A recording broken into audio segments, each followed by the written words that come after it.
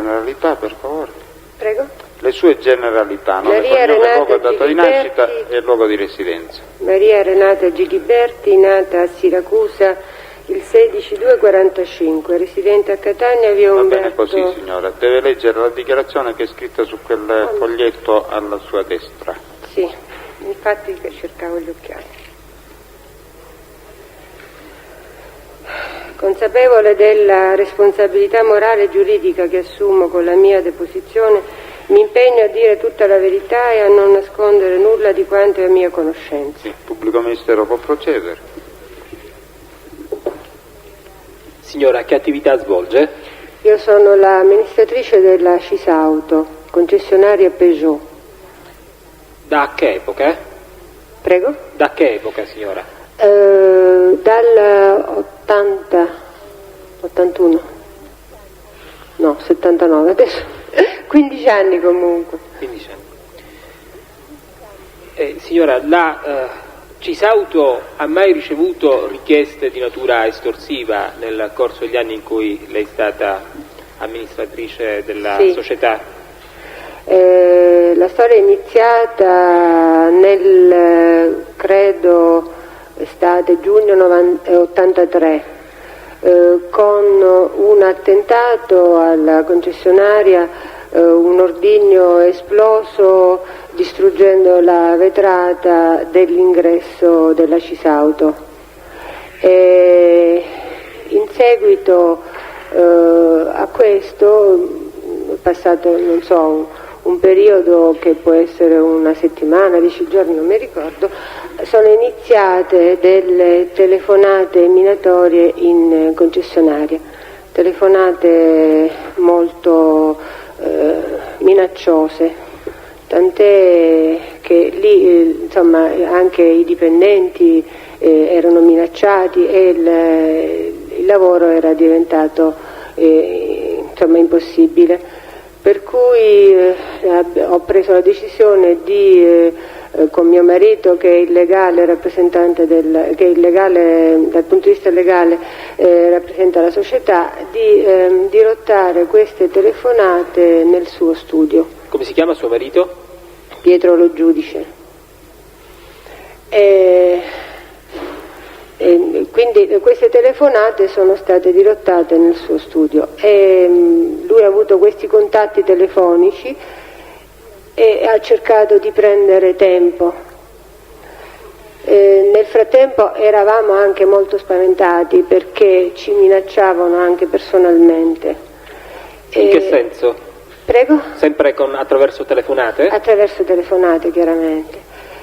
Abbiamo cercato, e quindi mi ricordo che proprio in quel periodo c'è stato anche un altro commerciante, era stato addirittura gambizzato, quindi proprio avevamo paura della nostra incolumità e abbiamo pensato di rivolgerci a un'autorità, anzi esattamente al colonnello Licata a Piazza Verga. E lui ci ha ricevuto molto gentilmente, ha sentito la storia, ci ha rassicurati dicendo ma non credo che voi possiate avere delle conseguenze fisicamente, personalmente, però noi non possiamo fare nulla, è meglio che cerchiate una strada. Dopodiché, voi come avete inteso questo invito del colonnello Licata? È chiaro, no? Dal momento ci diceva di cercare una strada, vuol dire qualcuno che potesse fare da tramite. E questo poi, la paternità di tutto questo discorso l'ha preso l'avvocato Lo Giudice, cioè mio marito, è lui che se ne è occupato. Ovviamente mi riferiva e credo che abbia contattato un avvocato, un amico suo, il quale gli ha detto che non poteva fare nulla, dopodiché è approdato al nostro amico Carlo Giardina, che in quel periodo si occupava della concessionaria Renault, l'automotori. questo signore, non so se avesse avuto, cioè lui direttamente se aveva contatti, comunque era una persona che sicuramente già a quel tempo pagava un pizzo, insomma pagavano, e quindi ci siamo rivolti a lui. Suo marito le disse il perché si rivolse all'amico Giardina? Ma appunto perché si sapeva che tutto sommato lui aveva già questi contatti nel senso che già pagava, quindi l'aveva in qualche modo raggiunto una soluzione. Voi sapevate già da prima che il Giardina pagava? No, soltanto in quell'occasione, cioè chiaramente abbiamo parlato con i soci, perché la società non è mia, mio marito, abbiamo una quota e ci sono tanti altri soci, e quindi abbiamo parlato di questo grosso problema con i soci. Lei ricorda con chi se ne parlò in particolare dei soci? No, questo poi tra l'altro, ma credo con tutti, e con noi in particolare, con tutti. Le risulta che qualcuno dei soci pagasse autonomamente il cosiddetto pizzo, già prima ancora che lo pagaste voi? Ma forse lì appunto, come dicevo, l'automotori, non gli altri, non credo gli altri. L'automotori è quella del Giardina? Sì, cioè lui era lì come rappresentante della società, però non so in che termini la società è composta, se ci sono altri soci che fanno parte anche della Cisauto. Fra questi soci c'è il signor Russo? Sì. Voi ne parlaste con il signor Russo? Ma io suppongo di sì, perché appunto abbiamo parlato con tutti i soci, quindi può darsi che sia stato lui a dire rivolgiamoci a Carlo, insomma. Prego, continui allora. E quindi ecco, eravamo, dove ero rimasta? Sì, è stato il Carlo Giardina a fare da tramite e ci accordammo per un tot mensile di 300.000 lire. E quindi insomma la cosa andò tranquillamente per qualche anno. Come anno. avveniva il pagamento, signora? Portavo i soldi all'automotori, dandole a Carlo Giardina, no, qualche volta io, qualche volta mio marito. Era poi il Giardina a provvedere al pagamento? Sì. Fino a quando pagaste? Dunque la storia continuò fino all'estate 85, quando improvvisamente, senza nessun avvertimento, abbiamo subito un incendio doloso, ci hanno bruciato 7 macchine e 3 danneggiate gravemente. Non capivamo appunto perché senza nessun avvertimento, dal momento che noi pagavamo, e invece ci venne riferito che quello era un modo per ottenere un aumento. Chi ve lo riferì? E chiaramente sempre il nostro tramite. Cioè il Giardina. Il Giardina. Sì. E quindi si passò dalle 300 alle 500.000 lire mensili, questo nell'85. E voi accettaste subito questo? Dopo un danno simile dovevamo accettare. Qual era l'alternativa? Insomma, 7 macchine bruciate integralmente e 3 molto danneggiate. Lei ha mai conosciuto tale Maurizio Avola? No. Ne ha sentito parlare? Attraverso i giornali, perché ripeto, le trattative poi le ha condotte mio marito, io cioè direttamente non mi sono mai interessata. Io al massimo qualche volta portavo questa somma all'automotori, ecco, tutto qui, ma per il resto non ho incontrato nessuno, non ho conosciuto mai nessuno. Signora, le risulta che suo marito comunque partecipò ad una riunione con qualche altro socio e con un personaggio della malavita per definire i termini della vicenda? Vogliamo collocare se ciò è avvenuto nel tempo, questo episodio? Sì, in realtà mi riferì di un incontro sempre nei locali dell'Automotori tramite con Carlo Giardina e un esponente della malavita che sarebbe questo signore Avola. E questo per definire, perché loro avevano fatto un'altra ulteriore richiesta di una tantum. Quindi molto tempo dopo o poco tempo dopo questo? Adesso non mi ricordo le date, ma comunque credo che avvenne dopo che ci fu un altro atto intimidatorio in un'altra concessionaria, la Gidauto. Quindi tempo dopo l'incendio di cui ha parlato lei? Sì, tempo dopo, sì, credo che fosse, non mi ricordo adesso, non so, ripeto, perché poi queste cose non le ho gestite direttamente io. E ci fu anche, ripeto, un altro atto intimidatorio verso quest'altra concessionaria i cui soci fanno parte anche della Cisauto, ed era un modo per avvertire, insomma, tutti noi che la cosa non soddisfaceva più, e in effetti loro facevano questa richiesta che per noi era impossibile, insomma, condividere, e quindi hanno avuto loro tre, mio marito, Carlo e questo signore Avola, un incontro dove riuscì mio marito, insomma, a convincere che non avremmo potuto pagare questo una tantum, ma ci siamo dovuti sobbarcare a aumentare, diciamo, il mensile, quindi non più 500 ma 1 milione. Ma le altre, la Gidauto versa anch'essa? Prego?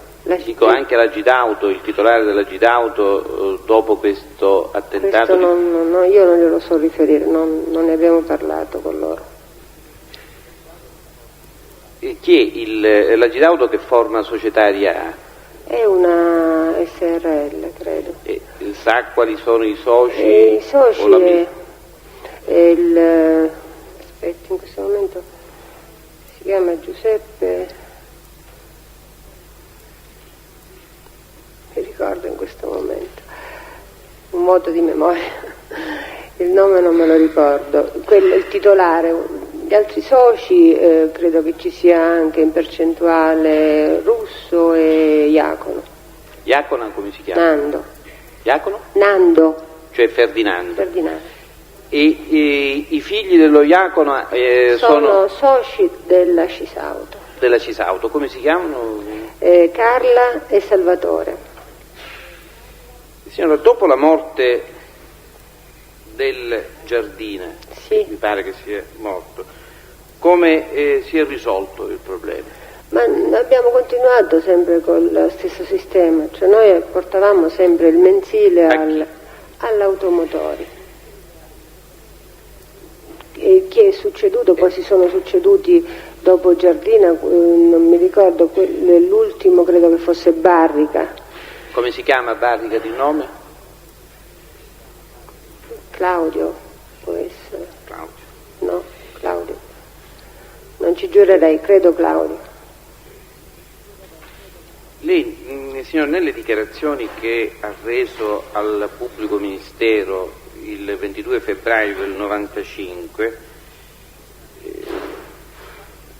riferisce che quando morì il Giardina, mio marito si rivolse al dottor Gioacchino Russo, titolare della concessionaria Mercedes e socio della società di cui io sono amministratore unico. Tramite il Russo abbiamo continuato a pagare. Quindi lei in quelle dichiarazioni... No, in realtà, certo, dopo la morte di Carlo ci fu un momento di perplessità, e quindi immagino che loro si siano riuniti per dire come continuiamo, e abbiamo continuato sempre all'Automotori a fare questo versamento mensile, e chi si occupava in questi anni dopo Giardina dell'Automotori era Barrica. Poi invece successivamente il Barrica si rifiutò di avere questi contatti diretti e quindi per qualche mese credo che fosse proprio il Russo a fare questi versamenti. Ecco, questa situazione dei pagamenti, dei versamenti, fino a quando è andata avanti? Fino a gennaio del 95. E dal gennaio del 95? Non abbiamo avuto più nessuna richiesta. Ecco, ma dico, nel momento, lei signora è stata sentita dinanzi alla Corte d'Assise, lei ricorda il periodo in cui è stata sentita per questo stesso episodio?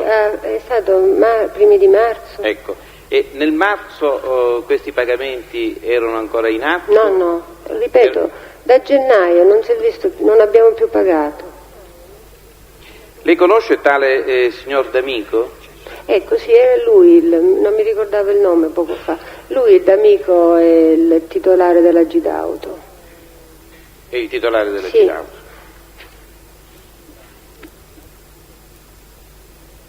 Ha mai saputo a chi materialmente siano stati consegnati dal Russo o da altri dell'automotori? Ripeto, tra l'altro queste notizie venivano date tramite mio marito, perché io non ho mai avuto contatti diretti con tutta questa storia, ho cercato di non... Mi scusi, il D'Amico come si chiama di nome? Aveva detto... Giuseppe, credo. Vabbè, grazie. Un'altra domanda. Controsami. Domande? Può andare, signora, grazie. Testo successivo? No, era quello di... credo che fosse quello di...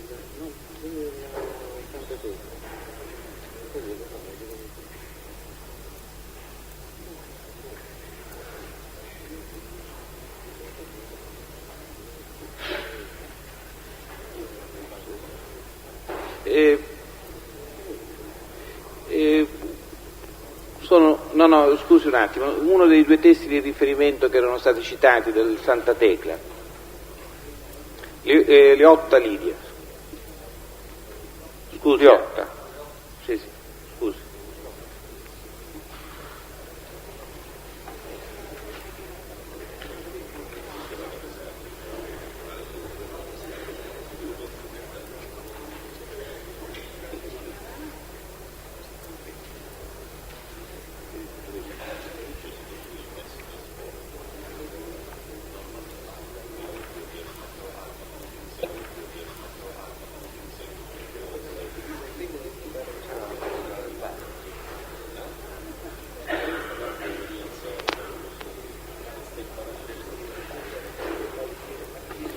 Signor Presidente, può dare atto della mia presenza?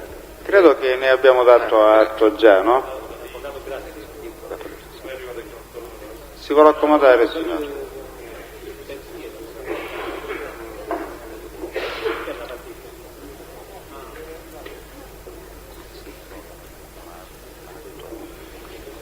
Dovrebbe dirci le sue generalità, signora, nome, cognome, luogo, data di nascita e luogo di residenza, parlando nel microfono. Lidia Leotta, nata di Cirreale 4144, abitante di Cirreale, via Sutera. Bene, signora. Guardi, alla sua destra c'è un foglio di carta dove è scritta la formula del giuramento, dovrebbe leggerla. Consapevole delle responsabilità morale e giuridica che assumo con la mia deposizione, mi impegno a dire tutta la verità e a non nascondere nulla di quanto è in mia conoscenza. Sì, adesso risponda alle domande che le saranno rivolte dal pubblico ministero. Prego. Signora, che attività lavorativa svolge? Io sono impiegata Ci può dire dove? presso l'albergo Santa Tecla di Cirreale. Da quanto tempo lavora presso quell'albergo? Dall'ultima assunzione da 10 anni circa. 10 anni circa. C'è stato un periodo in cui è stata licenziata e poi riassunta, signora? Sì, per un periodo di chiusura stagionale. E mentre ci può dire quindi l'arco temporale in cui iniziò il rapporto? Quando iniziò il rapporto Il effettivamente? primo nel febbraio dell'80, Fino a quando? 85. Poi la sua riassunzione avvenne? Nell'85 stesso, dopo la chiusura invernale e la riapertura. Ah, quindi soltanto qualche mese? Sì, 3-4 mesi circa. Signora, nell'arco temporale in cui ha lavorato presso l'albergo Santa Tecla, le risulta che siano state fatte richieste di natura estorsiva all'albergo? No, assolutamente. Le risulta che siano stati compiuti atti di intimidazione particolari, danneggiamenti in danno dell'albergo stesso?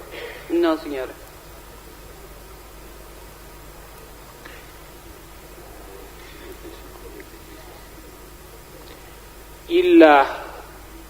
È stato sentito ieri il signor Puglisi Alfio e su domanda specifica del pubblico ministero ha risposto di sapere di un ordigno che era stato posizionato vicino un autobus, un pulmino dell'albergo stesso, che aveva danneggiato il pulmino stesso. Ha precisato di aver appreso questa circostanza da alcuni impiegati, indicando fra l'altro il suo nome. Per questo le facevo la domanda. Ricorda l'episodio in questione?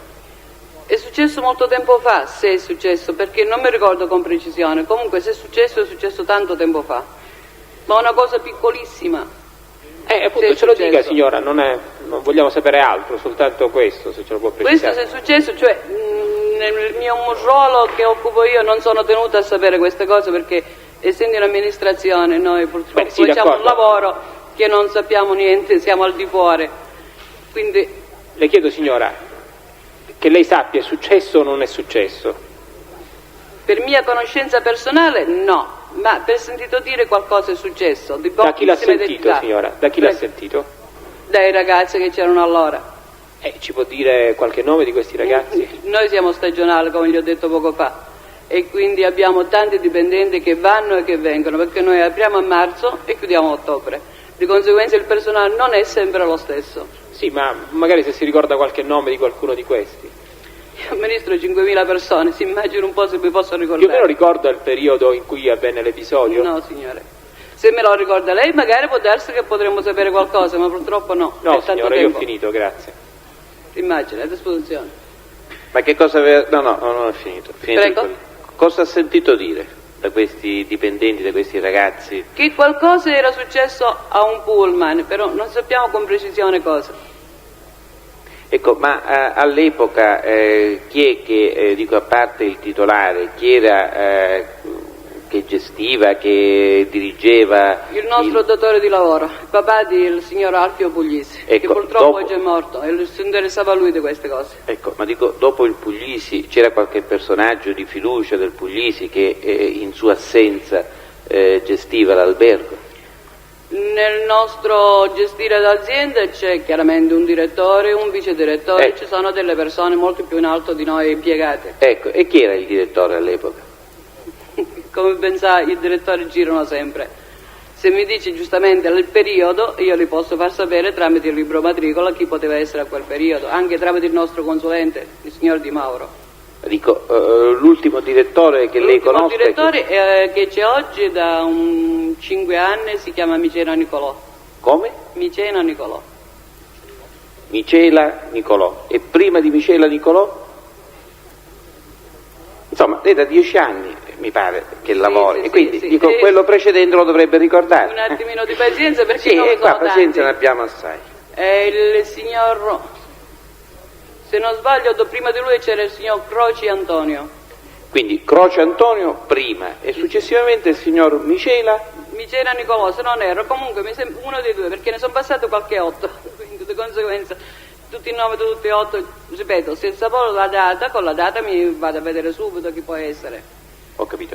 E dico, lei sa se di questo episodio poi fu fatta denuncia? No, signore, non sono tenuta a saperla queste cose, io mi occupo solo di personale. Assunzione, licenziamento e ufficio di collocamento, basta. Ho capito. Grazie, signorina. Prego. Domande? Può andare? Buona giornata. Tanto, grazie. Test successivo?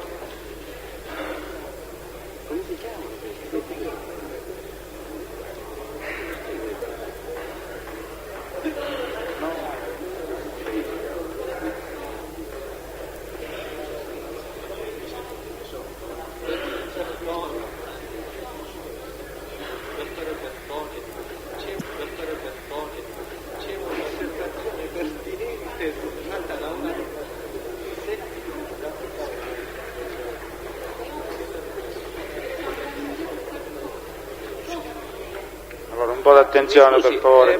Continua a sbagliare. Avevo detto l'altra signora, andiamo per temi, scusi per il rapisardo, c'è un altro signore con riferimento allo stesso tema, ho detto la Magna, avevo scritto... da ieri.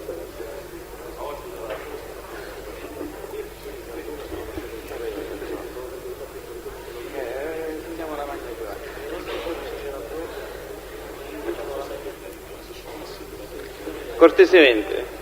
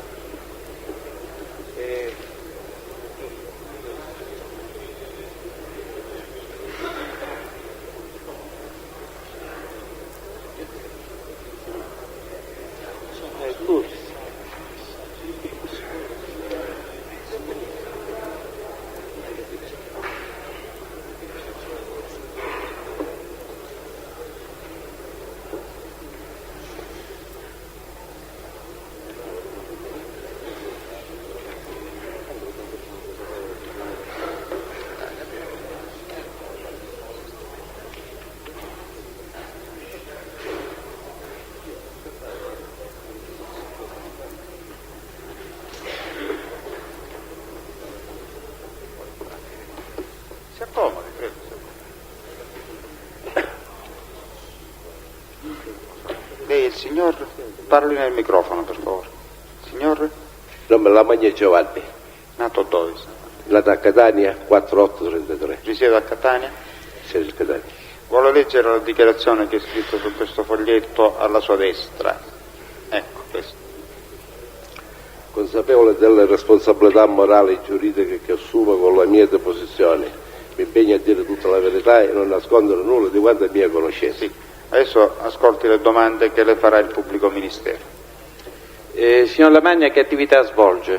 Sono impiegato io amministrativo nell'albergo Santa Tecla. Da quanto tempo? Da un po' di tempo, Un po' di tempo che sì, dall'80-81 mi sembra. 80-81. In che settore particolare opera? Settore controllo amministrativo, fatti amministrativi e fiscali. Ecco, lei ricorda se nel periodo durante il quale lei ha prestato servizio all'Hotel Santa Tecla si sia verificata qualche diciamo, azione di intimidazione nei confronti della proprietà del... non è a mia conoscenza, perché... Eppure, dico, il titolare, il signor Puglisi, ha riferito di un episodio verificatosi in un periodo che non abbiamo ben capito quando, in cui fu collocato un ordigno all'interno di un pulmino. Di questa vicenda lei non sa nulla? Non lo capisco, anche perché io lavoro in amministrazione, l'amministrazione è un altro reparto a sé stante. Perciò, dico, ma è un fatto, pare che un fatto di un potevo certo... sentirlo da altra gente, ma io non l'ho sentito, anche perché il mio lavoro è in ufficio, non è che mi occupo dell'albergo, è un lavoro amministrativo. Ecco, chi è che gestisce i pulmini, dico, chi è che si occupa della manutenzione dei pulmini dell'albergo? L'ufficio economato. L'ufficio economato, chi è che lo dirige? In atto è il signor Zampino. Signor? Zampino. Zampiro? Zampino. È l'ufficio economato quello che fa... Zampino? Zampino. Come Zampa, Zampino? Zampa, sì, sì. Zampino. Zampino di nome? Giuseppe, mi sembra. Giuseppe. E da quanto tempo gestisce questo servizio? Questo non lo so essere preciso, No. Da un po' di tempo sì, ma data precisa non glielo posso confermare, perché non... E dell'amministrazione chi si occupava? Cioè, dico, l'uomo di fiducia del signor Puglisi, colui che lo sostituiva come alter ego quando il Puglisi non c'era all'interno dell'hotel. Siccome il cavaliere Puglisi era l'amministratore unico, perciò era un'azienda privata, un'azienda... mi scusi, il signor Croce Antonino che attività svolgeva all'interno? Croce Antonino è un ex direttore. Quindi c'è un direttore? Certo, ci sono i direttori, dall'albergo ci sono. Io questo le ho chiesto. Allora, volevo chiedere, forse sono stato infelice. Quindi, tutti gli alberghi hanno un direttore. Appunto. E allora, chi sono stati gli ultimi direttori dell'albergo? C'era Croce, poi come tempo non glielo so essere. Dico, lei ha detto che è dall'80 che presta. Non ho capito. Mi scusi, lei ha detto che è dall'80, dal 1980. Sì, esatto. E c'era Croce, poi c'era Fecchi, come e in alto c'è Micena. Dopo Croce chi c'è stato? Fecchi mi sembra, mi sembra Fecchi. Non ho sentito. Fecchi con la F come Firenze. Fecchi. E il nome? Allora, glielo so dire, non me lo ricordo in questo momento. Vabbè. Non ho altre domande, Presidente. Sono domande per il teste? Può andare, signor Lamenti.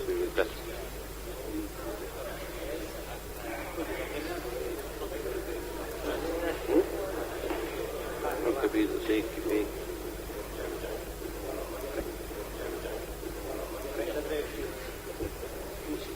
No, quello dei pulmini è il direttore.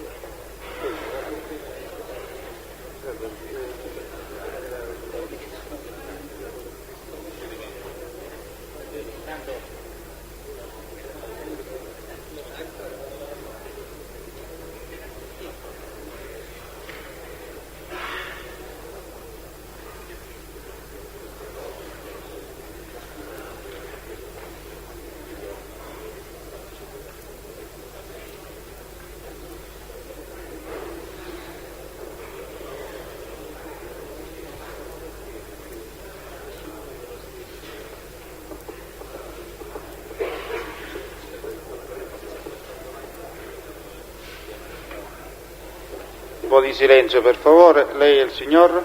Pisarda Sebastiano. Nato? Catania 11/8/27. Chi siete a Catania?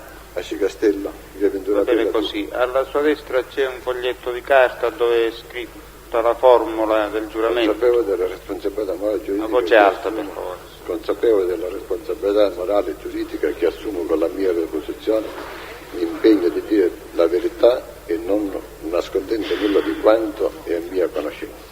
Lo giuro. Adesso ascolti le domande che le farà il pubblico ministero.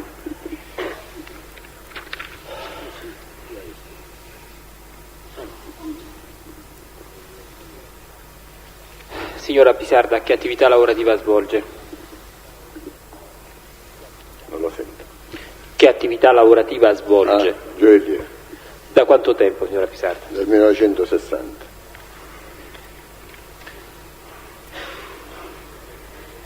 Gli esercizi dove sono...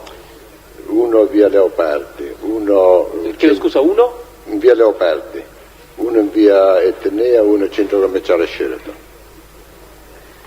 E come successione temporale furono aperti... Via Leopardi, centro commerciale Sheraton, via Etnea. Lei per l'attività svolta ha mai ricevuto richieste di natura estorsiva? Dal 1977. Cosa avvenne nel 77, signora Pisarda? Dunque, nel 1977 hanno incominciato a ricevere prima una lettera, un espresso, e poi delle telefonate minatorie. Cosa le si chiedeva sostanzialmente? Mi chiedevano allora 100 milioni. 100 milioni. Lei come si comportò in esito a quelle richieste? Ho fatto la denuncia, sono stato dai carabinieri, dalla polizia, mi sono fatto consigliare, io ho allungato, mi hanno consigliato così allora Gli inquirenti mi hanno fatto allungare il brodo fino al più possibile. Lei ebbe modo di sapere se l'identità del soggetto che iniziò quelle telefonate di natura estorsiva? Non ho capito assolutamente. Lei ha mai conosciuto certo Zappalà?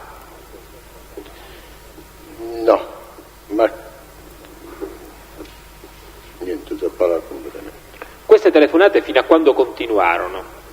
Continuarono fino a tutto il 96, il 77, poi hanno smesso, poi... Cioè, un attimino solo, signora Bisarda. Lei dice in esito a quelle telefonate fece la denunzia. Dopo la denuncia continuarono quelle telefonate? Certo. Sì, sono continuate per parecchio. Dopo non ho più sentito niente, perché pare che allora, informandosi con i carabinieri, l'hanno smesso perché, non so se è quello o no una coincidenza, hanno arrestato un certo Zappalà. Glielo dissero i carabinieri questo discorso? Lo ha preso dai carabinieri? L'ho preso dal giornale, che poi da allora non ho più sentito niente. Poi hanno ripreso dopo un altro periodo, dicendo che io già l'ho ricevuto, ci stiamo riprendendo perché quello è fuori. Era fuori Catania, ma villeggiatori. Cioè non ho compreso, signor Zappalà, chiedo scusa. Cioè, quando io ho letto sul giornale che avevano arrestato questo signore che era scappato, c'è stata una colluttazione, scappato sopra i tetti, eccetera, eccetera,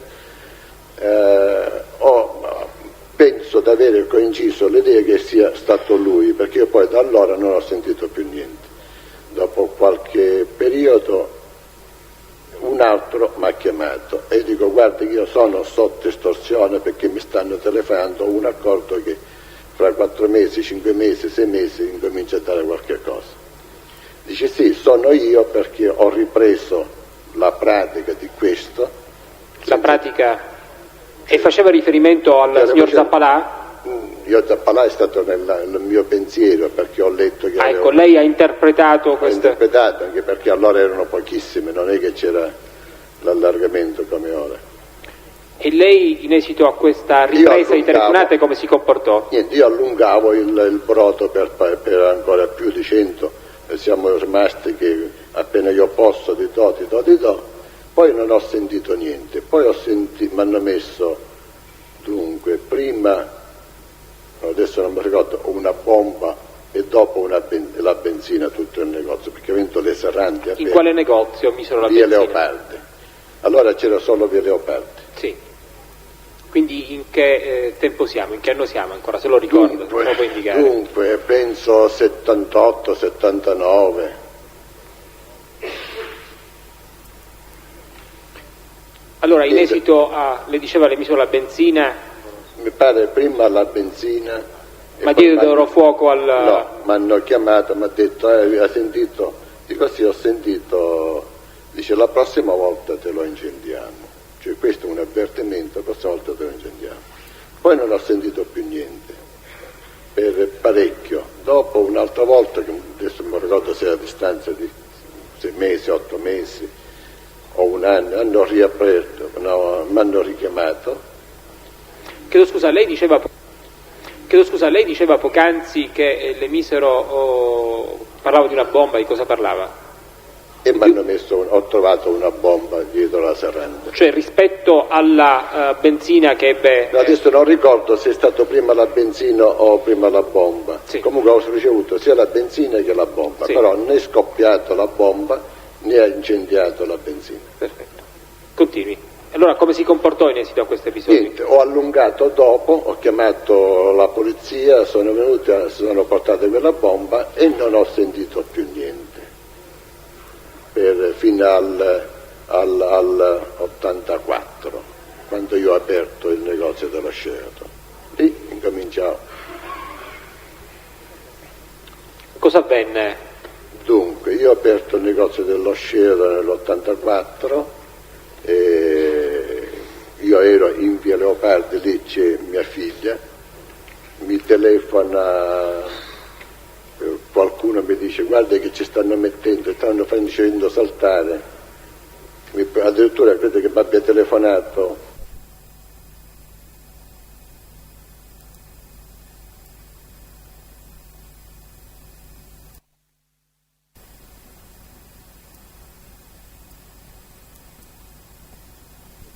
a mia figlia, ti stanno facendo saltare il negozio dello Sheraton. Cioè questi signori hanno avuto, i carabinieri hanno avuto una telefonata loro dicendo stiamo facendo saltare la gioielleria ravesata dello Sheraton. Io sono scappato, sono arrivato lì, polizia, carabinieri, tutti, non è successo niente. Però mi sono sentito avvicinare, sono visto avvicinare delle persone dove mi hanno detto cerca di mettere la testa a posto e cerca di Fu avvicinato da persone, detto? Da persone che io assolutamente non ricordo. E in che luogo? Ricorda il luogo in cui avvenne? Esattamente lì fuori. Dove? Allo Sheraton? Allo Sheraton. Continua a vedere.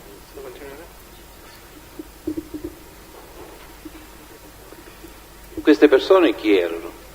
Assolutamente, vi avevo detto, per me erano nuovissimi, non li conoscevo.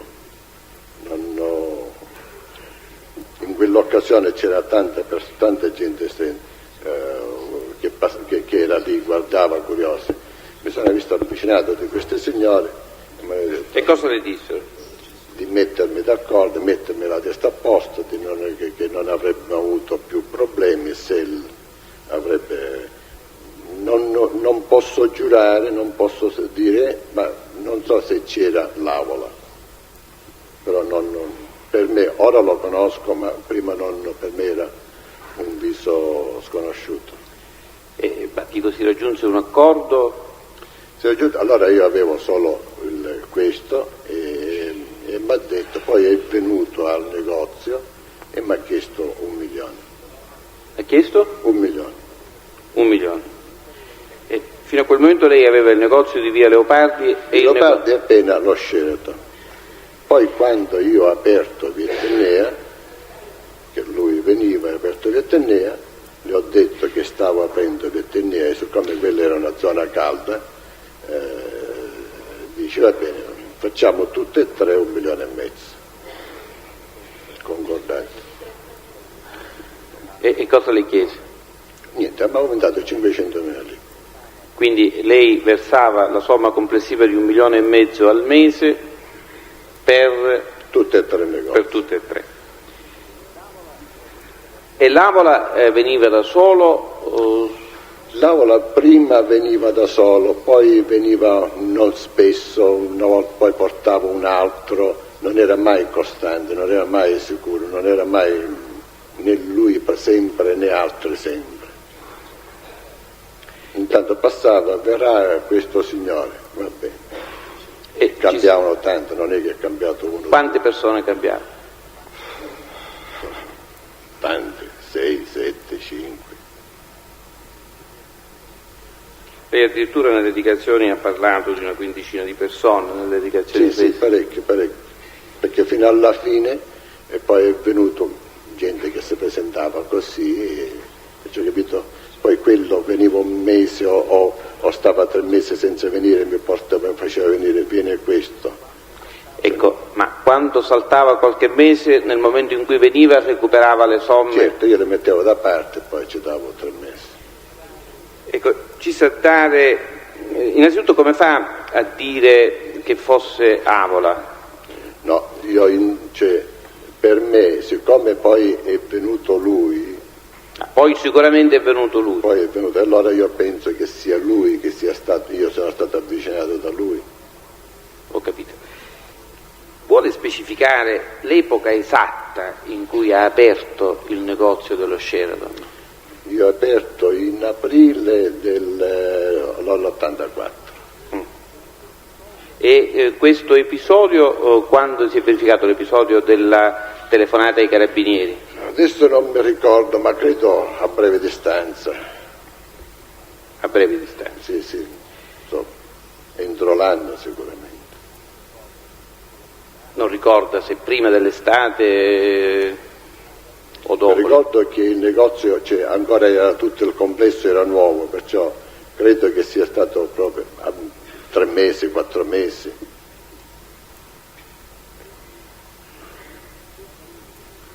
E questi pagamenti fino a quando sono andati avanti? I pagamenti sono stati, quando poi mi ha chiamato la DIA, questi signori sono venuti, io ci ho detto che non intendevo perché diventava pericoloso e ci disse non venite più, tronchiamo questa situazione perché io ho paura e non voglio vedere più niente. Sono venuti un paio di volte ancora, ma molto, non so, ogni 3 mesi, ogni 4 mesi, e dopo niente, poi non l'ho più visti. Poi è venuto un signore, uno che era credo uno di loro perché si faceva che io non c'ero, ha preso un orologio e ha dato un acconto, poi non ho più visto nessuno. Ecco, ci sa dare la descrizione fisica di qualcuno di questi personaggi che nel tempo, soprattutto in epoca più recente, si è recato? Dunque, l'ultimo credo era uno piccolino, l'ultimo o il penultimo, ma poi erano tanti, si capisce, non era uno un grosso alto becchiato, quello veniva per un periodo 4-5 volte e poi mi portava un altro, verrà la prossima volta questo signore. Ecco, ma in modo particolare tra questi personaggi che si sono succeduti nel tempo,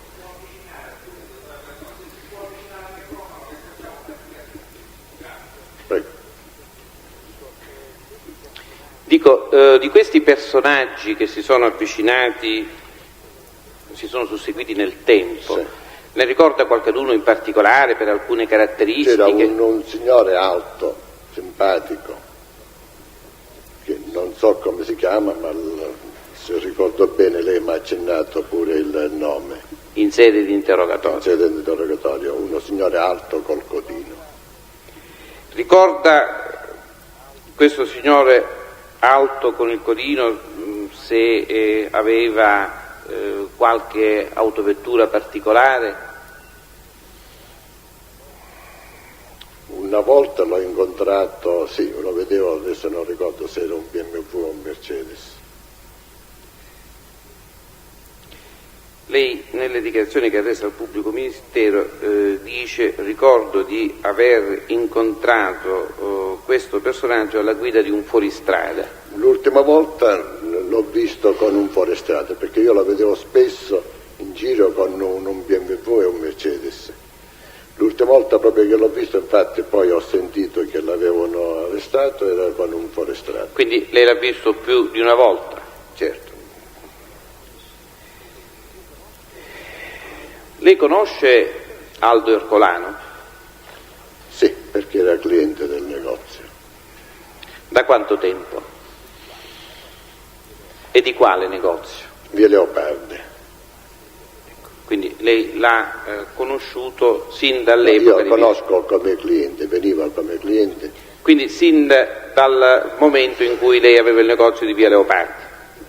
Sì, certo. No, ma io lo conobbi l'ultimo periodo, perché le posso dire gli 89, 90, 88, questo signore veniva, 87, ma per me conoscevo che era così, ma non avevo nessun rapporto con lui.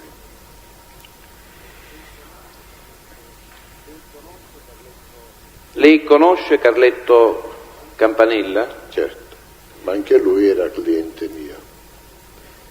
Per riparazioni comprava orologi. E quando acquistavano merce nel suo negozio, lei praticava loro degli sconti? Il negozio ormai non è che un negozio che non c'è nessun negozio che si vende a prezzo fisso, ma comunque siccome erano orologi di una certa importanza è chiaro che ci facevano uno sconto considerevole. Ma lei fa uno sconto considerevole a tutti oppure? Quando ormai c'è l'ultimo periodo che ormai lo sconto considerevole si fa a tutti, o quasi. Puoi tirare il più possibile, essendo commercianti cerchi di tirare e poi sei costretto a mollare, ma senza nessuna pressione da parte loro. Ma voglio dire, lei questo forte sconto lo fa a chiunque? No, forte sconto, cioè se viene un cliente un'ora che mi chiede un orologio di 5 milioni, 4 milioni, parto col 10%, poi se tira faccio il 15, il 20. Ma lei sapeva? Non c'era. Prego. Lei sapeva che l'Ercolano, siccome poc'anzi ha detto se non ricordo male, ha detto che Diavola aveva saputo che era stato, aveva visto la sua foto sul giornale. Di Aldo Ercolano aveva visto in qualche occasione? Certo, l'ho visto quando c'è stato l'abbinamento, credo, una rapina alla posta, non so se l'ho visto in quell'occasione. Ecco, ma lui era suo cliente prima? Dopo, io non lo conoscevo. Quindi è diventato suo cliente quando lei già lo conosceva dai giornali? Certo. E lei ha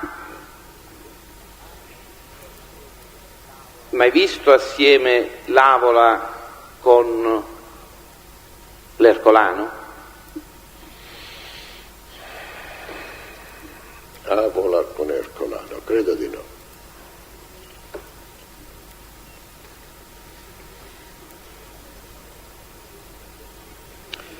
Lei, interrogato dal pubblico ministero il 22 febbraio sulla stessa circostanza, aveva detto che non ricordo se ciò sia avvenuto, no, Avola, ma non posso escludere. Avola e Ercolano non credo che non l'ho mai visto. A mio ricordo non l'ho mai visto.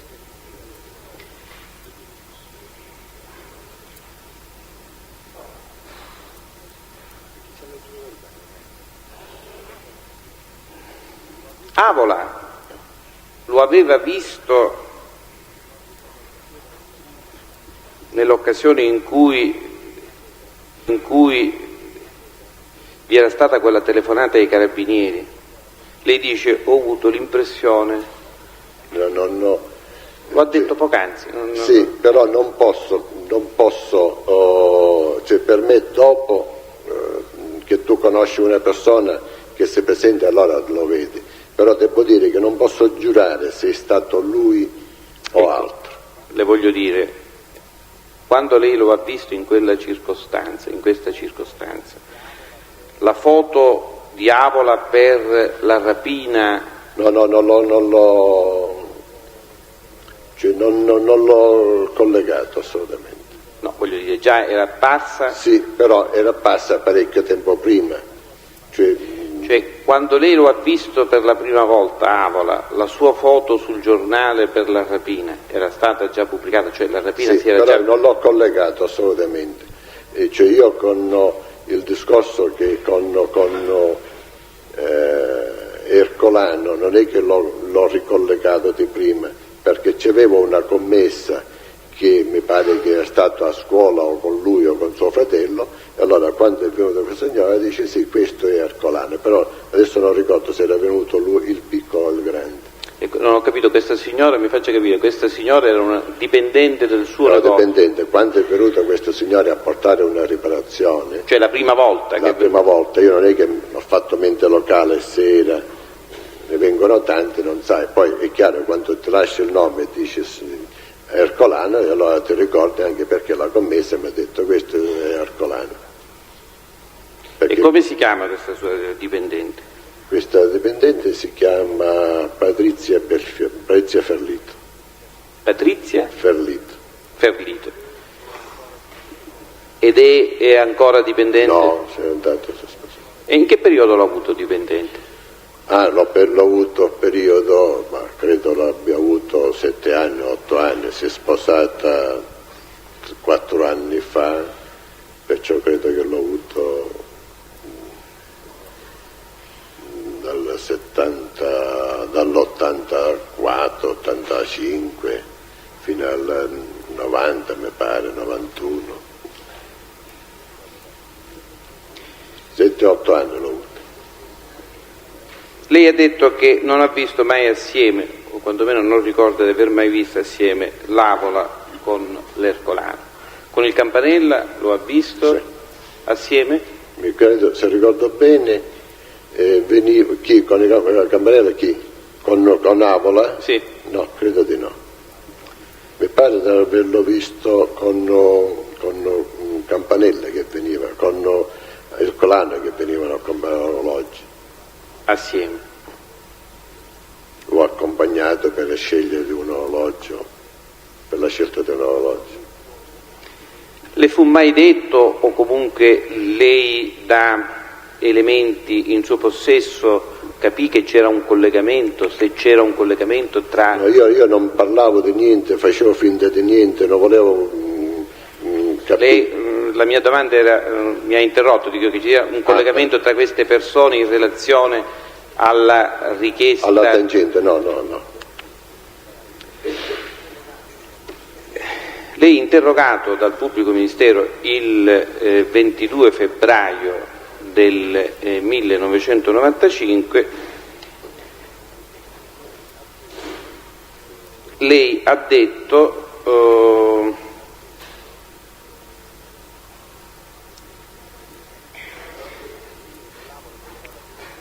devo dire che l'Avola delegava spesso altri per la riscossione del pizzo, mentre egli veniva spesso come cliente, anche se pretendeva un forte sconto sulla merce acquistata. Analogo forte sconto richiedevano altri personaggi che pure formalmente venivano per acquistare, quali Aldo Ercolano e Carletto Campanella. Mi resi conto ovviamente che sia l'Avola che il Campanella che l'Ercolano facevano parte di uno stesso gruppo ed erano ugualmente interessati all'estorsione nei miei confronti, anche se formalmente si presentavano come clienti. Certo. Cioè non è che chiedevano forte sconto, per me erano clienti. No, dico non solo il discorso del forte sconto, lei fa un'analogia tra il forte sconto che pretendeva l'Avola e quello che applicava anche a personaggi come Aldo Ercolano e Carletto Campanella, ma aggiunge anche che si rese conto che sia l'Avola che il Campanella che l'Ercolano, mi consenta, facevano parte di un unico gruppo ed erano tutti interessati a quell'estorsione.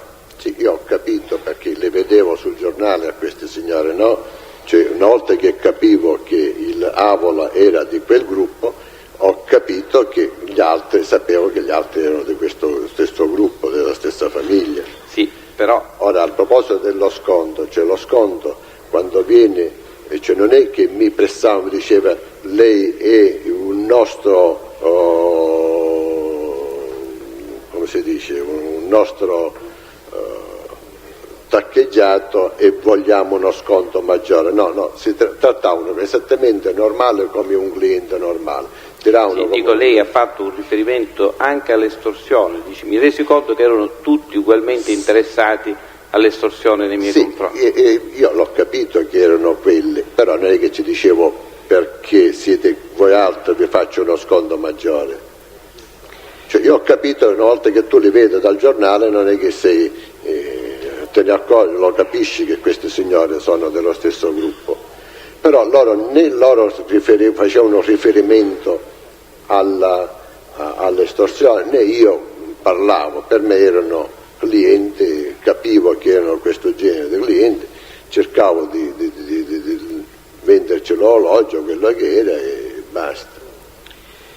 Cioè non ci perdevo, capisci? Cioè non è che con questo forte sconto toccava il mio utile, ma non il mio costo. Per questo.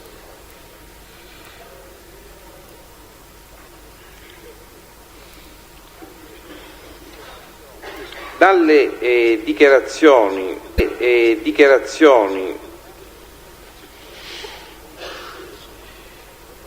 rese da un collaboratore proprio da Avola Maurizio, risulta anzi che Avola Maurizio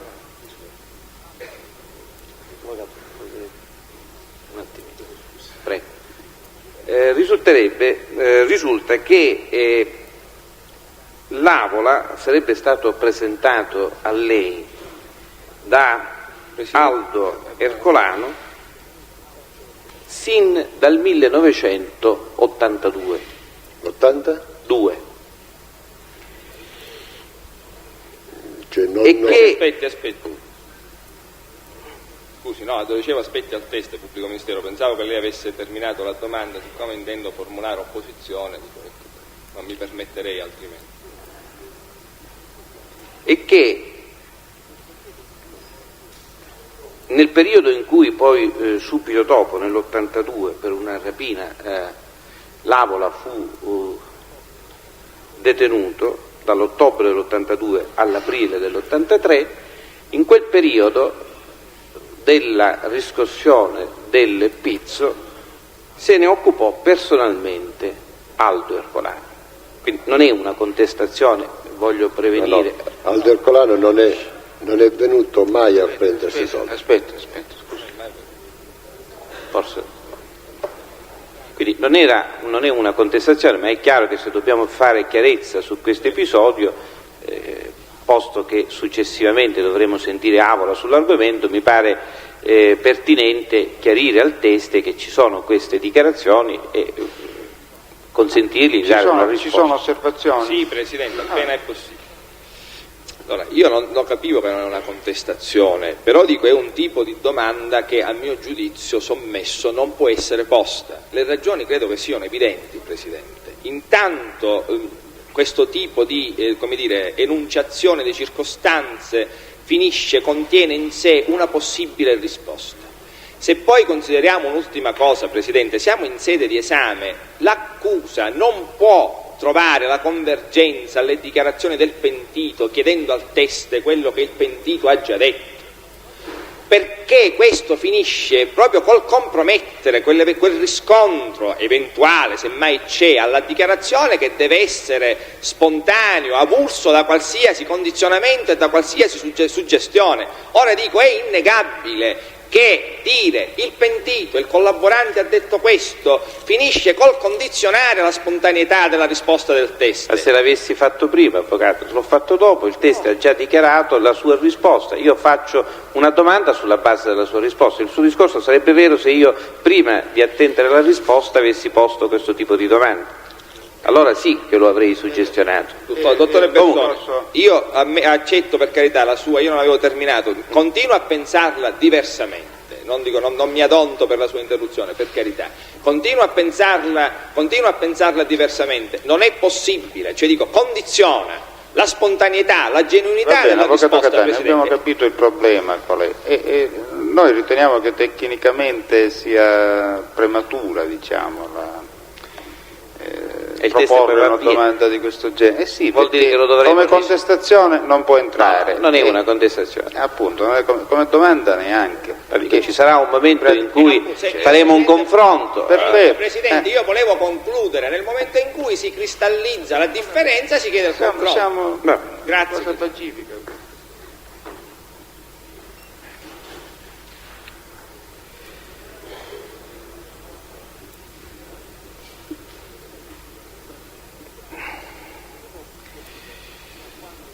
Vogliamo chiarire fino a quando quindi lei ha pagato? Perché lo ha detto, non è una domanda insidiosa, era soltanto per ricostruire. Credo dunque che io abbia pagato. Lei, quando è stato interrogato dinanzi alla Corte d'Assise, mi pare che aveva già indicato un tempo. Siamo nel 95, novembre 95. Fino a quando ha pagato? 94. Ora siamo novembre 95, se non sbaglio. Sì. Fino a quando ha pagato? Dunque, se ricordo bene, mi pare che io dopo quello, credo che lei è stato interrogato nel marzo del 95 dinanzi alla Corte d'Assise? Prima, 4-5 mesi prima, se ricordo bene. Quindi dopo Avola era stato arrestato nel febbraio, quindi anche dopo l'arresto. Ho cominciato ad aver paura quando ho visto che mi ha chiamato la DIA, quando ho visto che poi è uscito sul giornale che mi ha chiamato lei, allora io da allora, prima non avevo assolutamente visto nessuno, cioè io già prima non pagavo. Prima di quanto? Prima di quando mi ha chiamato lei. Io l'ho chiamata, il suo verbale di interrogatorio è del febbraio 95.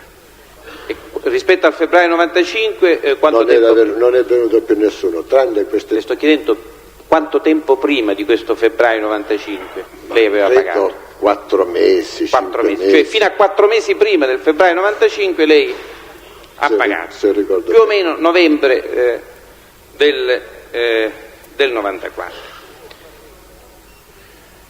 Suo fratello Antonio o Antonino, che attività svolge?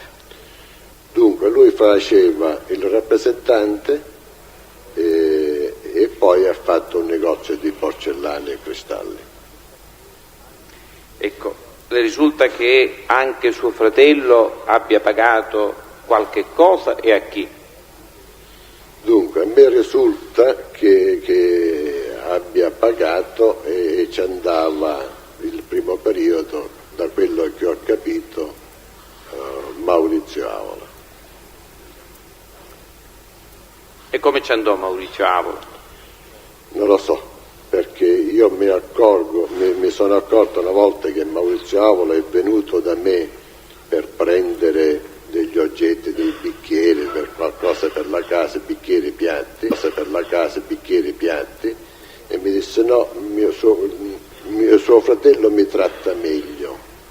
Da quello io ho capito che lui prendeva il pizzo da mio fratello. Ecco, dico, ma non è logico, non sarebbe più logico pensare che lei con suo fratello abbiate parlato di questa vicenda? Ma le dirò, cioè, non ne avevamo parlato prima, perché non c'è stata occasione, perché io con mio fratello eravamo più vicini nel 77, pur abitando lì vicino. Lui faceva il rappresentante e veniva spesso al negozio, poi quando ha aperto il negozio lui era bloccato nel negozio e non l'ho visto più, tranne ci riuniamo a Pasqua, a Natale quando ci vediamo, ma tante volte hai tante cose da dire che non dici queste cose. Comunque sapevo che lui ci andava all'Avola. Quanto pagava all'Avola? Se so bene credo che pagava 500.000 lire.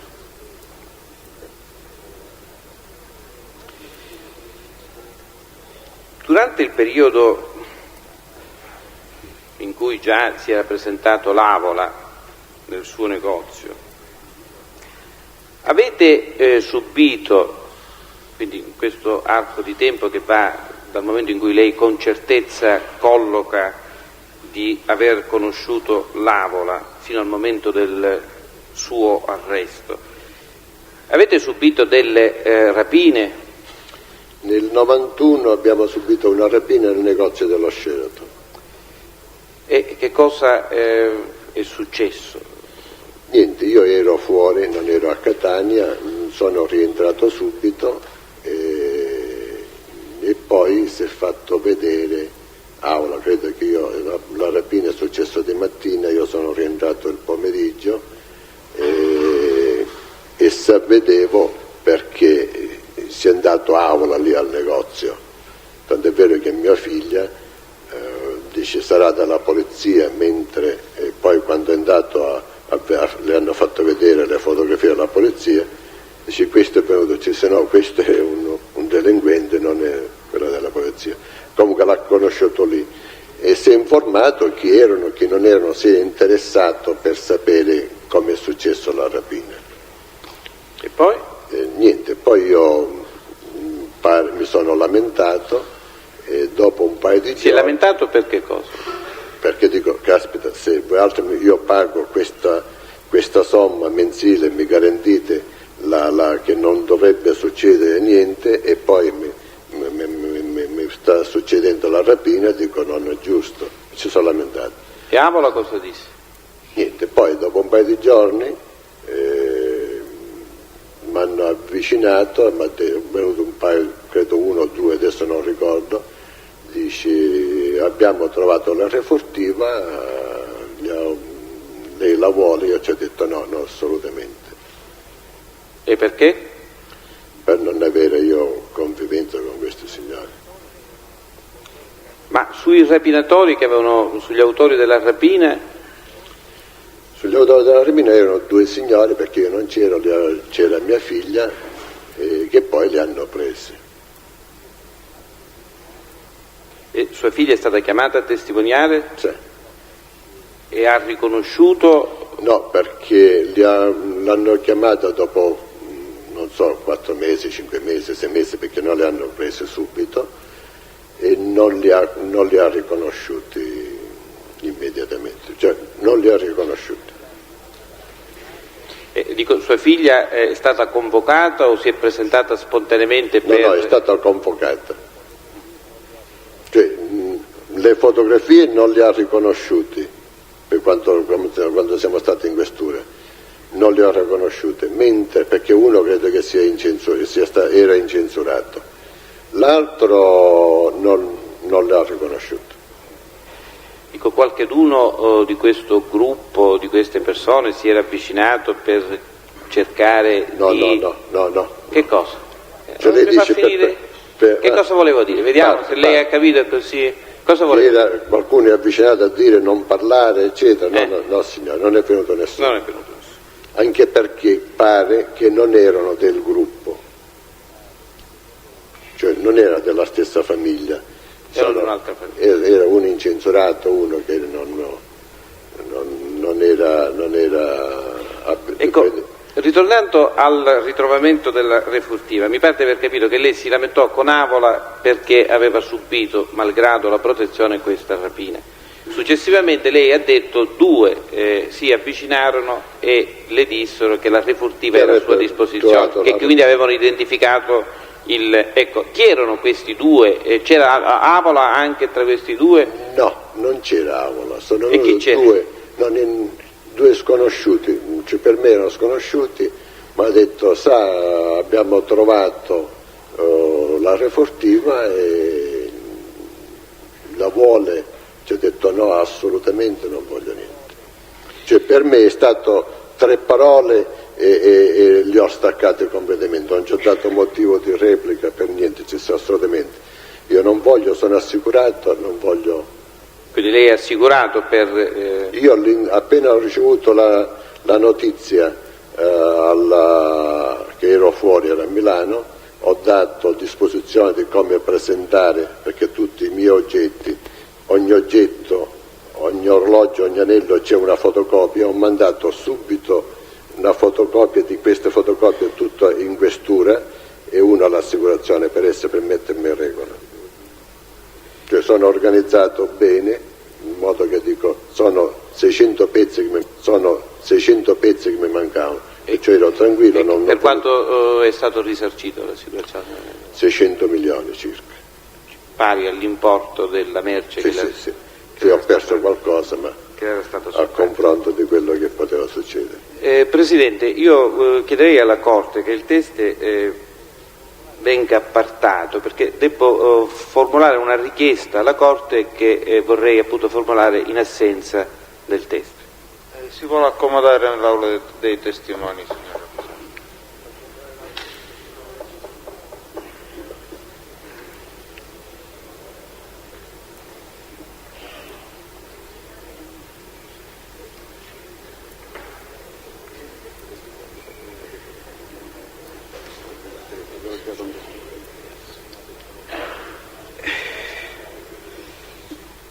Signor Presidente, il problema è questo: il signor Rapisarda ha fatto una descrizione di uno dei personaggi che nel tempo sarebbero venuti, arrivati in negozio per riscuotere il pizzo. Ovviamente la pubblica accusa sa chi è questo personaggio, del quale oltretutto il Rapisarda ha dato una descrizione fisica e anche un particolare in relazione al tipo di autovettura che il soggetto guidava. Mi pare di capire da quello che ho potuto desumere dall'elenco degli imputati oggi presente che questo imputato oggi, e lo aveva fatto anche ieri in relazione a un programma già pubblico di esame del testo di Rapisarda, ha rinunziato a essere presente in aula. Allora i pubblici ministeri chiedono che ai sensi dell'articolo 490 del Codice di procedura penale venga disposto l'accompagnamento in aula di questo imputato e di un altro imputato che adesso indicherò, in modo, se quest'altro non fosse presente, perché di quest'altro non ho contezza, perché si possa procedere a ricognizione con la presenza del test Rapisarda. Se la Corte mi dovesse dire di sì, io indicherò i nomi dei due imputati di cui si chiede l'accompagnamento.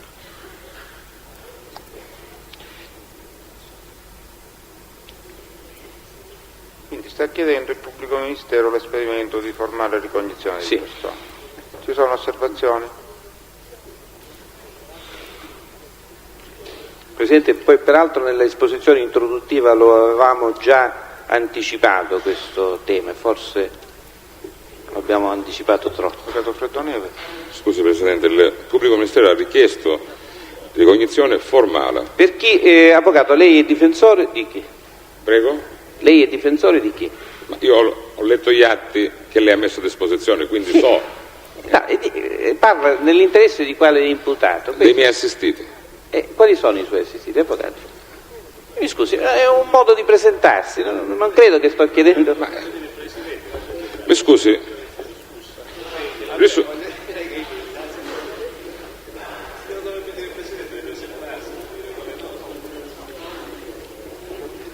Io ho chiesto soltanto, di capire se è stata richiesta ricognizione formale, solo questo.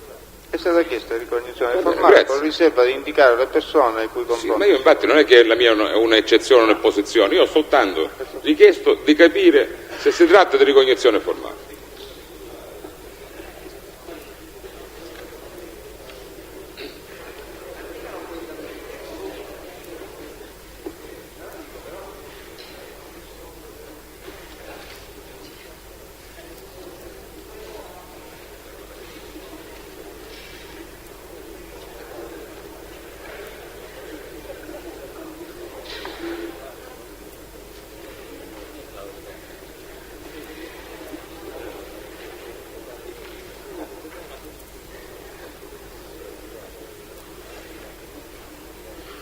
Se non ci sono osservazioni.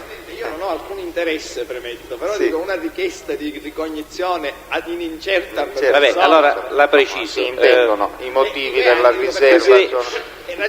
Altrimenti chi interlopisce, dico, se non è individuato il soggetto. Ma già credo che qualcuno abbia preso la parola, avvocato. Su questo punto comunque non sembra che ci siano. Sì.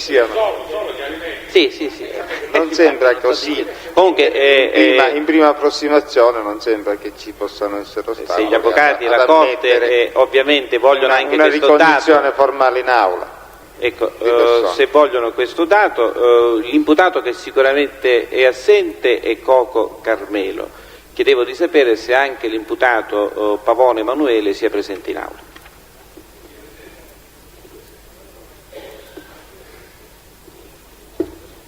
Allora, chiede che si proceda a ricognizione formale a opera del Rapisarda di queste due persone. Sì. Sulla richiesta del pubblico ministero i difensori di questi imputati hanno delle osservazioni da fare? No, possiamo procedere immediatamente. Sì. Possiamo procedere immediatamente, pubblico ministero? Non è presente il Coco. Chiedete che si proceda. Presidente, soltanto un attimino volevo per precisare la richiesta, se mi dà 2 minuti, non più di 2 minuti. Grazie.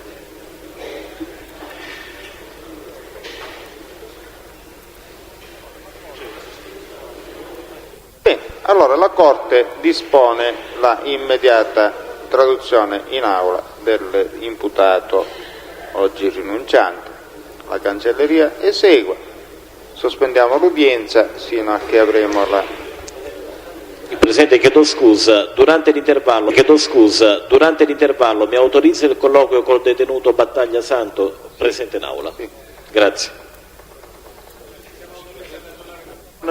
Sì, perdere tempo, del resto credo che sia poche battute. D'accordo, allora se ci vogliamo sedere proseguiamo con la escussione dell'altro test, come si chiama, Rapisarda come? Rapisarda? L'altro test, come si chiama? Sebastiano? Antonino? Sebastiano è questo qua?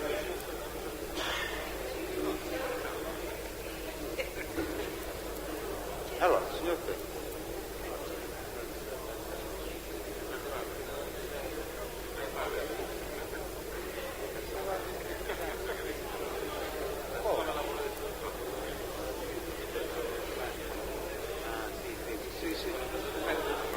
Che freschetto, avevo capito.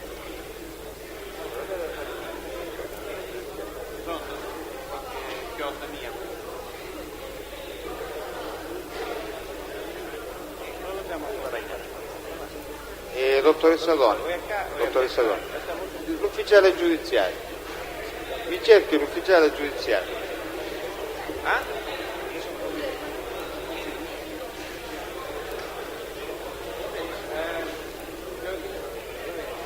Avvocato, no, è di qua. Allora è qua. Seguire l'udienza, per favore un po' d'ordine in aula, se i signori avvocati vogliono prendere posto. Facciamo entrare Rapisarda Antonino, sì.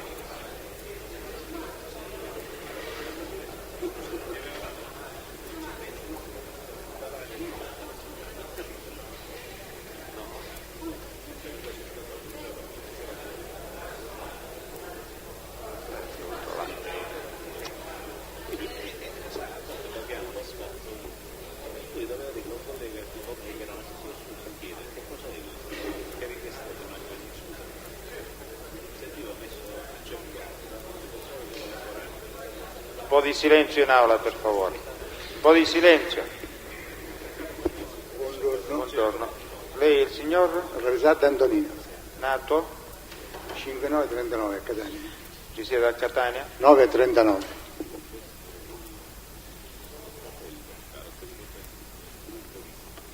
Risiede a Catania, signor Rapisarda? No, a Deci Castello. Va bene. E adesso ascolti, deve leggere la dichiarazione che è scritta su quel foglietto alla sua destra.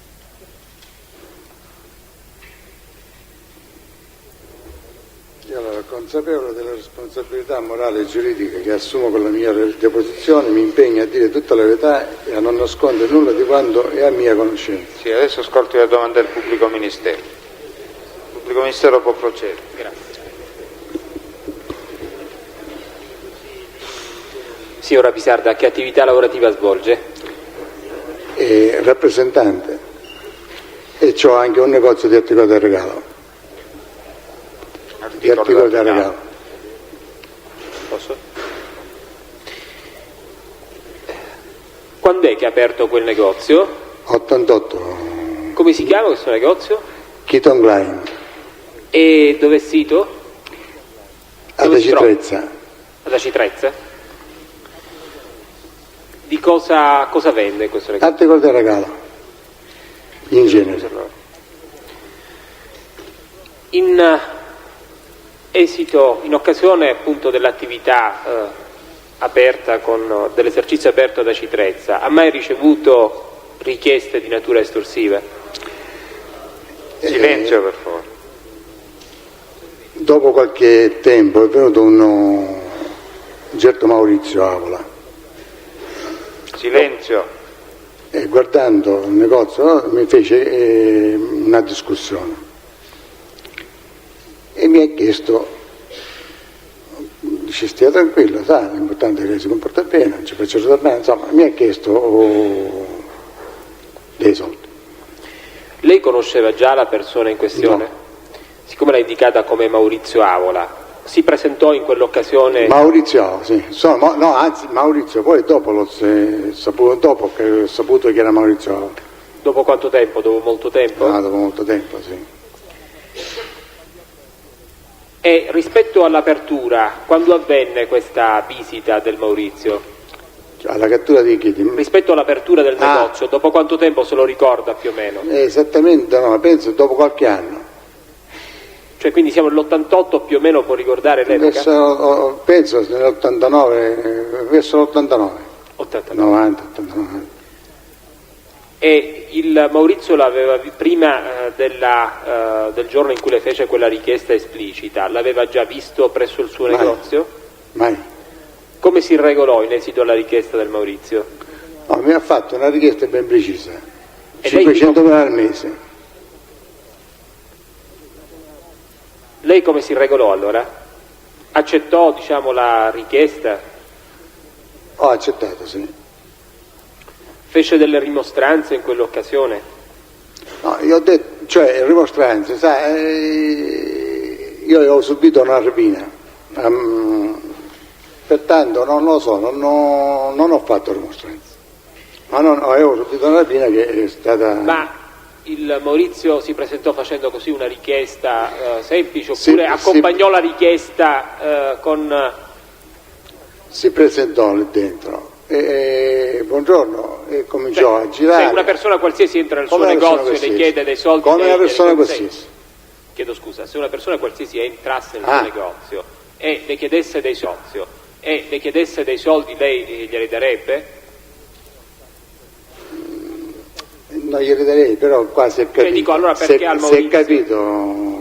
Sì, ecco, le chiedevo se c'era stato un comportamento, una parola o un motivo per cui lei ha compreso... Stesso mi disse che pagando quella somma io potevo stare tranquillo, nessuno mi toccava. Lei sapeva a quell'epoca se il suo fratello avesse ricevuto richieste di natura estorsiva? In passato sì, certo, sempre. Perché c'è stato un periodo, mi ricordo,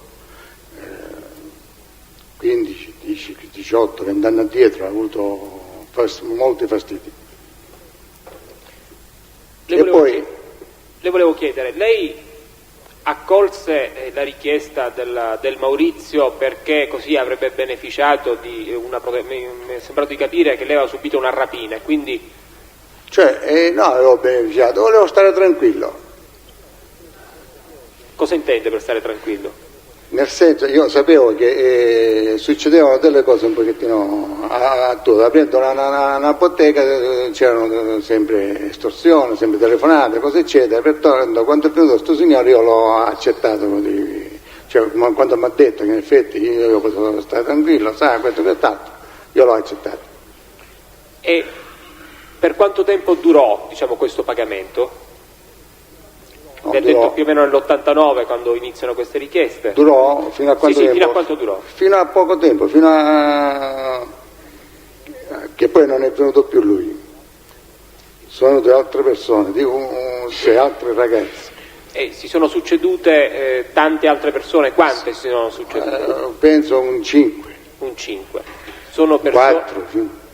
Lei ha avuto modo di sapere i nomi di queste persone? Assolutamente. Io neanche fuori mi affacciavo per vedere da dove venivano, Ci può fare una descrizione, se la ricorda, di queste persone che si sono succedute? Erano tutti giovani, intorno a 20 anni. Sì, dico, magari ne ricordi qualcuno, anche perché, glielo sto chiedendo, le diceva che si sono succedute 5 persone. Andiamo dall'89 fino a poco tempo fa, e quindi per questo le sto chiedendo, cioè sono delle persone che lei ha visto, con che scadenza le vedeva queste persone?